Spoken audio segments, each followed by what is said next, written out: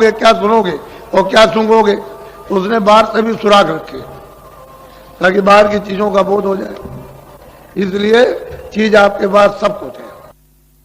उस दिल की उस आट की जब हो जाती है तो देखो किस तरह से वो आकाश चमकता है। ये सूरज की रोशनी कुछ नहीं। आपको तो इसका ज्ञान है नहीं है कि भाई ये जीवात्मा में कितनी रोशनी है, कितना इसमें प्रकाश है। ये हजारों सूरज इस पृथ्वी पर उगा दिए जाएं और ये यहां जाकर के खड़ी हो जाए तो ये सब सूरजों का प्रकाश इस जीवात्मा के प्रकाश में छुप जाएगा। उस दरवाजे पर तुम बैठे हो और सब लोग बैठे उसी दरवाजे पर, लेकिन अब भेद न जानने के कारण, पता न होने के कारण आप मतलब दबे पड़े हुए हो। अब कोई जानकार अगर मिल जाए जो निकल गया, वो अगर मिले तो आपको निकाल ले, वो तो मिलता नहीं कहीं। इसलिए तुम भटकते हो और बस मतलब ये सोचते हो कहाँ मिलेगा, इधर उधर भगे, उधर भगे, उधर भगे। तो इसलिए आज ये पहला दिन है, ये प्रथम। आज 25 है, मतलब ये आपके ये फरवरी है, आज से ये शुरू हो गया। तो आप लोग बड़ी सावधानी से आओ, जितने भी अपने यहाँ प्रबंधक है, कर्मचारी है, मतलब ये ऐसे तो हमारा मन किसी से खराब नहीं, कोई किसी से भी खराब नहीं।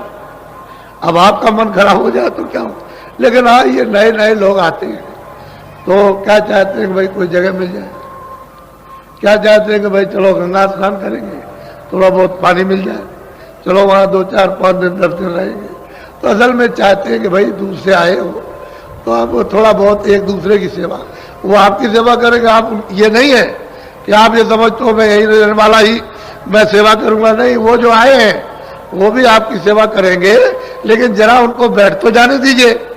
आप बैठने नहीं दोगे उनको तो आपको क्या इसका बोध होगा कि ये क्या करते हैं और हम क्या करते हैं। तो आपकी सेवा भी पता चल जाएगी और इनकी सेवा का भी अनुभव हो जाएगा, तो दोनों की सेवा मिल जाएगी। उसी में हो जाता है मोहब्बत प्यार। अगर ये मोहब्बत प्यार न होता तो ये आपको रूप दिखाई नहीं देता। तो कोई बात तो जरूर है, कोई चीज है तभी तो ये बात देखने को मिल रही है। तो ये देखो अभी चले आ रहे हैं, अभी तो बेचारे तांता लगा हुआ है, आ रहे जगह खोज रहे सामान कहाँ रखे। तो आप लोग मदद कीजिए। इन बेचारों को कहाँ मालूम है कि कौन सी काली सड़क है, कौन सी मतलब है कि संगम की सड़क है, कौन महावीर की सड़क, कौन किले की सड़क है। तो थोड़ा बहुत आप इनको बता दीजिए कि भाई इस सड़क पर चले जाओ, इस सड़क पर चले जाओ, तो ये अपनी जगह पहुंच जाएंगे और वहां अपना बिस्तर बोरी बिस्तर रख लेंगे। तो फिर उसके बाद में ठहर करके तब एक दूसरे का संगम होगा, समागम होगा। पहले तो सब लोग एक दूसरे की मदद एक दूसरे की सेवा करो। असल में यह थोड़े दिन का हालात, इसको कहते हैं क्षणिक आनंद। अभी तो तुम दुख में फंसे हुए रो रहे हो, चिल्ला रहे हो, परेशान हो, तुम सोचते हो कि दवा से ठीक हो जाएंगे, हमको सुख मिल जाएगा, आराम मिल जाएगा। तो कहोगे हमने आपको धन से मिल जाएगा, उससे भी मिलने वाला है ही नहीं। कहोगे मकान से मिल जाएगा, कुछ नहीं, बाल बच्चों से मिल जाएगा, इनसे मिलेगा, उनसे विद्या। अगर मिल गया होता तो फिर लोग क्या चिल्ला पड़ते कि हमको मिल गया। राज करने वाले, कोई सेठ साहूकार, कोई खेती वाले, अगर इनको कुछ मिलते सब चिल्लाते, लेकिन वो कहते इसमें है ही नहीं। जब इसमें आनंद है ही नहीं, इसमें सुख है ही नहीं है, इसमें आराम ही नहीं, सुबह से लेकर शाम तक परेशानी। तो मेहनत तो आपने की है सारी जी, लेकिन उसका फल आपको कुछ नहीं मिला। क्यों? कि आपने उस मेहनत का दुरुपयोग किया। अगर सदुपयोग कर लेते तब तो आपको क्षणिक आराम, आपको क्षणिक आनंद मिल जाता, लेकिन आपने उसका सदुपयोग नहीं किया, दुरुपयोग कर लिया। तो इसलिए सबको दुख है। कोई आदमी ऐसा नहीं है जिसको बेचैनी ना हो, लेकिन अब यह है कि वो महात्मा फकीर मिले तभी तो हो सकता है, ऐसे नहीं होगा। तो ये मनुष्य रूपी मंदिर में दोनों आंखों के बीचों बीच ये जीवात्मा बैठी है और उसमें तीसरी आंख है। कैसे आप नकार सकते हैं कि तीसरी आंख नहीं है? अगर नहीं होती तो रामायण झूठी हो जाएगी। ये जो और किताबें धार्मिक है वो फकीर महात्माओं की सब झूठी हो जाएंगी, लेकिन वो तो चीज है। जब है चीज तो फिर यह है कि आपको भी मिल सकती है। ऐसा क्यों कहो कि हमको नहीं मिलेगी? मिल जाएगी, लेकिन जिसके पास वो चीज होगी दे देगा आपको। उसकी आपको प्रतीक्षा करनी, उसके पास तक पहुंचने की जरूरत है। उसके पास तक पहुंच गए तो चीज मिलेगी, जिसके पास जो चीज होगी वही देगा। इसलिए आप लोग दूर दूर से चल करके आए और चले आ रहे हो, और ये निरंतरता था आज और कल, दोनों दिन पूरा लगा रहेगा। इसको ऐसा मत समझिए ये महामानव कुंभ लगने जा रहा। हम आपको इसी मैदान में आपकी दृष्टि के सामने दिखा देंगे कि ये बता देंगे कि ये पुल से लेकर और यहां तक कोई जगह नहीं रह गई। ये इसको आप ध्यान में रखिए, आपके सामने ये चीज आ जाएगी। और मुझको देखिए, मुझे तो कोई घमंड नहीं, मैं तो आपका सेवक हूं, हमेशा सिर झुकाता रहता हूं। मैं तो कोई महात्मा नहीं, मैं तो खुद कहता हूं कि ना कोई महात्मा ना कभी बना, ना कभी बनता हूं, ना भविष्य में। मैं तो आपका सेवक हूं। आप मुझको देखिए। आप तो एक आदमी की मेहनत, उसको देखना चाहिए सब बुद्धिजीवों को, और जो अनपढ़ है उन सबको विचार करना चाहिए कि एक आदमी कितनी मेहनत कर रहा है, और किसके लिए, कि भाई तुम्हारी जीवात्माओं का भी कल्याण हो जाए और शरीर का भी तुम्हारा, जब तक इसमें जीवात्मा रहे उसको लाभ पहुंच जाए। तो आप शरीर का भी लाभ नहीं, और जीवात्मा तो खड्डे में जा ही रही। वो तो चारों खानों में सीधी उसने रास्ता आपने खोल लिया, सीधी नरकों में जा रही है। तो आपने नरक देखे, आपको तो पता भी नहीं, मालूम ही नहीं नरकों में आपको क्या होगा। लेकिन किताबें जिन्होंने देखा वो झूठी नहीं है, वो अपनी जगह पर उन्होंने जो कुछ देखा वो किताबों में लिख दिया। लेकिन देखने वाले के पास आप नहीं पहुंचे जो आपको बता देता कि देखो ठीक है ये असल चीज है, सब चीजें हैं। तो स्वर्ग के दरवाजे में बैठे हो, उधर तो उसका नाका है, इधर मतलब उसकी ये इधर की सीमा, तो दोनों के दरमियान में जीवात्मा बैठी हुई है।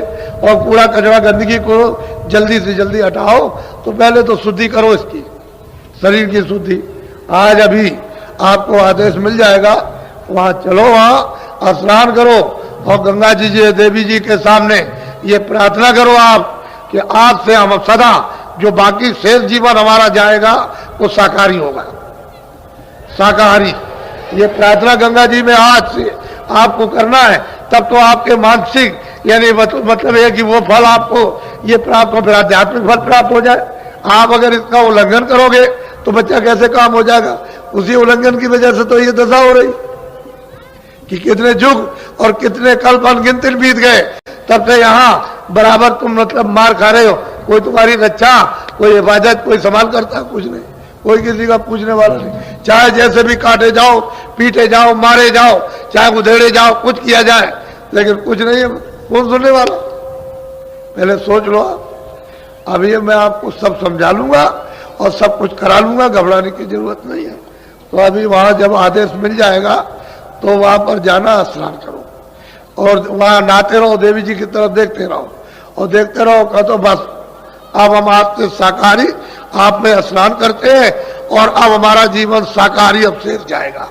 शाकाहारी जीवन, अनाज है, सब्जी है, फल है, दूध है, घी है, मक्खन है, अच्छे कपड़े हैं, अच्छा मकान, इन सब चीजों को सेवन करो इस शरीर के लिए, क्योंकि शरीर तो तुम्हारा है नहीं, ये तो किराए का मकान है।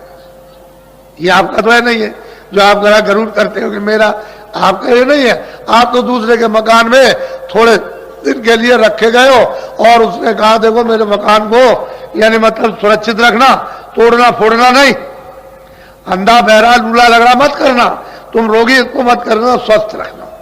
इसको खाना भी दो, कपड़े भी दो, दवा भी दो, सब कुछ दो, इसको निरोगी रखो और इसमें जो जीवात्मा बैठे उसे जगा लो, इसी के द्वारा उसको पहुंचा दो अपने घर में, अपने देश में, अपने वतन में, अपने प्रभु के पास, वहां पहुंचा दीजिए। तो तुमने आपने रामायण में सुना लिखा है कि एक अनिया नामा अंग सच्चिदानंद प्रभु धामा, वो तो मतलब ये वो है। और तो आप रामायण को भी नहीं समझ पाते हो तो बताओ कैसे, फिर कैसे आप समझोगे। उसके लिए आप बहुत विचार के साथ, नामदान तो आपको मैं दूंगा, रास्ता तो मैं बताऊंगा, मैं तो उसी के लिए आया हूं। मुझे तो मतलब एक कोई बात छुपा करके मैं तो सोचता हूं कि भाई जो कुछ आपको चलते चलाते मिल जाए, क्योंकि मेरा भी तो किराए का मकान है, मुझे भी तो खाली करना, तो आपको कुछ ना कुछ मिल जाए तो अच्छा ही है। गुरु महाराज तो ये आदेश दे के गए थे कि जो चीज दी है उसको रखना नहीं, दूसरों को दे देना, लोगों की जीवों के फायदे में आ जाए। तो मुझे तो वो पालन करना कि उसका उल्लंघन करना। अब यह है कि कोई ले सकता कोई नहीं ले सकता, वो तो मतलब ये है कि उसके ऊपर निर्भर है, क्योंकि उसकी स्वतंत्रता है, उसको आजादी मिली है कि ले ले, उसको आजादी मिली फेंक दे, ये तो उसके ऊपर है। तो सब तरह का अधिकार आपको मृतलोक में कर्म करने का मिल गया है, आप उसका उल्लंघन मत करो। जिसके देश में रहो उसके नियम के अनुकूल यानी चलो तब छूट जाओगे, जेल खाने से बाहर हो जाओ।